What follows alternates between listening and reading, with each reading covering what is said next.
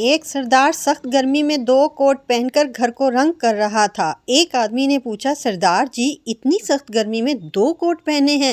سردار: 11 رنگ کے ڈبے پر لکھا ہے، اچھے رنگ کے لیے 2 کوٹ ضروری ہیں۔ ایک مچھر کہیں جا رہا تھا، راستے میں طوفان آ گیا، مچھر ایک موٹے سے درخت سے لپٹ گیا۔ طوفان جانے کے بعد مچھر نے پسینہ صاف کیا اور بولا، اگر آج میں نہ ہوندا تو یہ درخت نے اڑ جانا سی۔ ایک چرسی 3rd فلور سے نیچے گر گیا، لوگ اس کے ارد گرد جمع ہو گئے اور پوچھا، کیا ہوا بھائی؟ چرسی: پتہ نہیں، میں خود ابھی آیا ہوں۔ سردار: بیٹا گیسٹ روم میں 2 بستر کیوں لگائے ہیں؟ بیٹا: بابا گھر پر 2 مہمان آئیں گے۔ سردار: کون؟ بیٹا: ایک امی کا بھائی اور دوسرا میرا ماموں۔ سردار: او خدایا، ہم بھول گیا، ہمارا بھی تو سالہ آ رہا ہے، چل ایک بستر اور لگا دے۔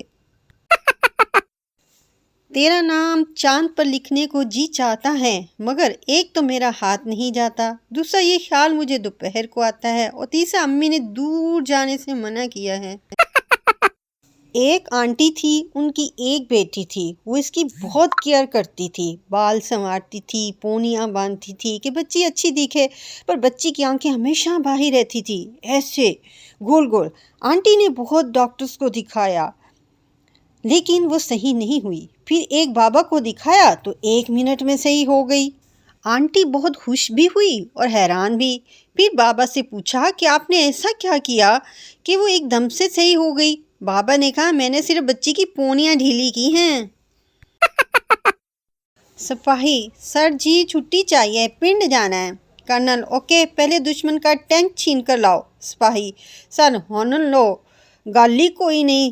سپاہی: 10 منٹ بعد ٹینک کے ساتھ آتا ہے۔ کرنل حیرت سے: ارے واہ، تم واقعی یہ ٹینک دشمن سے چھین کر لائے ہو؟ سپاہی: آہو جی، جدو دشمن دے سپاہی نوں چھٹی چاہیے ہوندی سی، او ساڈا ٹینک لے جاندے ہیں۔